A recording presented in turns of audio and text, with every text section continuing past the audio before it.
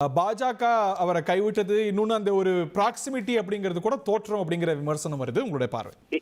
இல்ல திரு கோலாகல சீனிவாசன் அவர்கள் இணைப்பில் இருக்கும்போது நான் குறுக்கிட விரும்பினேன்.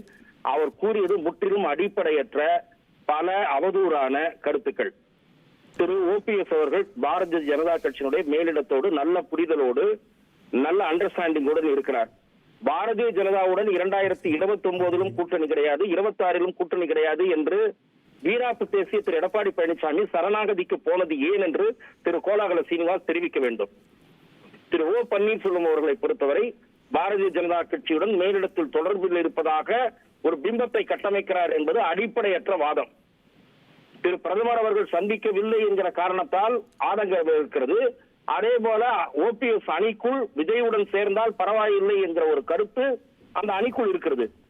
காங்கிரஸ் கட்சிக்குள் காங்கிரஸ் இப்போது திமுக அணியிலிருந்து விலகி தாவேகா பக்கம் போக வேண்டும் என்று ஒரு சாரார் விரும்புகிறார்கள். இப்படி ஒவ்வொரு கட்சிக்குள்ளும் 2 வித கருத்துக்கள் இருக்கின்றன. விடுதலை சிறுத்தைகள் கட்சிக்குள்ளும் இருக்கிறது. எடப்பாடி பழனிசாமிக்குத்தான் வேறு கதி இல்லை. தாவேகாவை நாடினார், கதவை சாத்திவிட்டார் விஜய்.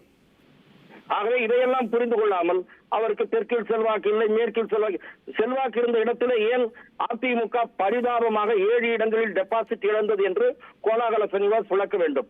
அவர் மாபெரும் தலைவர் எடப்பாடி பழனிசாமி. 7 இடங்களில் ஏன் டெபாசிட் பறிபோயிற்று? எந்த மண்டலத்தில் பறிபோயிற்று? தேவர் சமூகத்தினர் அதிகமாக வசிக்கிற பகுதிகளில் 7 தொகுதிகளில் எடப்பாடி பழனிசாமி டெபாசிட்டை பறிகொடுத்தார். 13 தொகுதிகளில் 12 3வது இடம், 13வது தொகுதி 4வது இடம். அப்படிப்பட்ட கட்சிக்குத்தான் பாஜக தேவைப்படுகிறது, ஓபிஎஸ் தேவைப்படுகிறார்.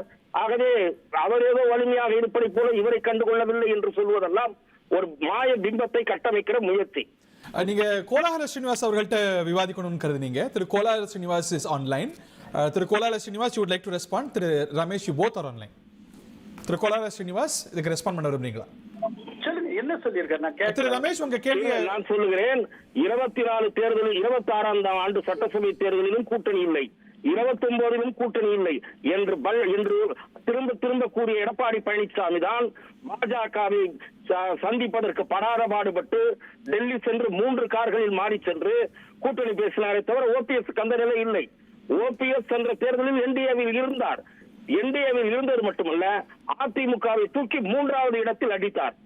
அது தென் மாவட்டத்தில் இருக்கிற செல்வாக்கின் அடையாளம். அதே போல டிடிவி தினகரனுடைய போட்டி அதிமுகவை 3வது இடத்துக்கு தள்ளியது.